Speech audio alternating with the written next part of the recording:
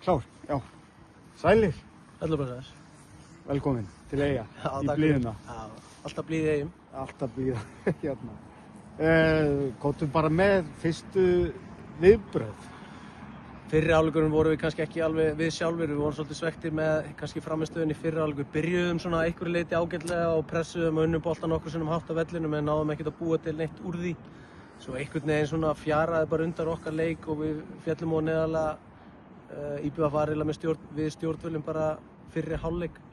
Við vorum ekki sátti við það, við ræddum það inn í leikliðinu að þetta væri ekki alveg það sem við vildum standa fyrir og við vorum bara alls ekki sáttir, hvorki með eða án bolta og þorðum ekki, við vorum ekki að reyna að spila í gegnum miðjuna, við vorum ekki að skapa nein marktækifæri.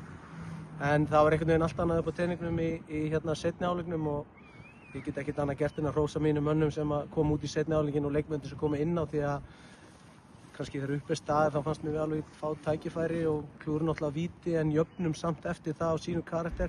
Fáum svo 2 önnur góð færi kannski til þess að vinna leikinn undir lokin, þannig að svektum með fyrri hálfleikinn en mjög ánægð með seinni hálfleikinn. Þú nefnir tvennt, vítið og að klára ekki færin. Ykkur vantar strækir, þar að segja hann kemur bara, þú veist, the real striker, kemur bara inn. Þið náttúrulega mistuð góðan striker til útlanda, eins og oft gerist. Þú veist.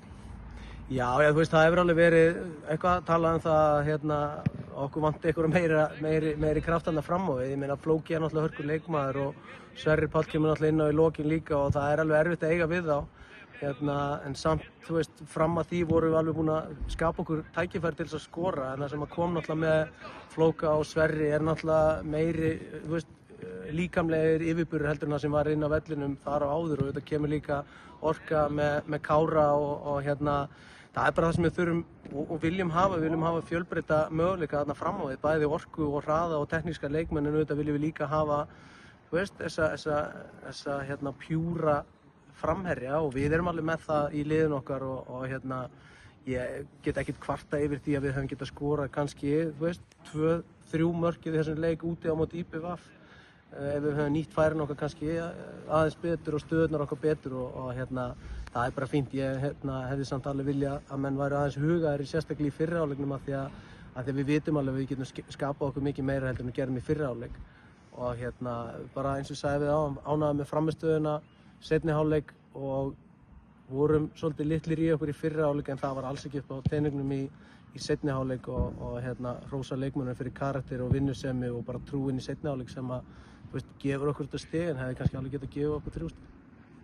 Þannig ferðu sáttur í Herjólf með 1 stig? Ég fer ekki sáttur en ég fer heldur ekki ósáttur.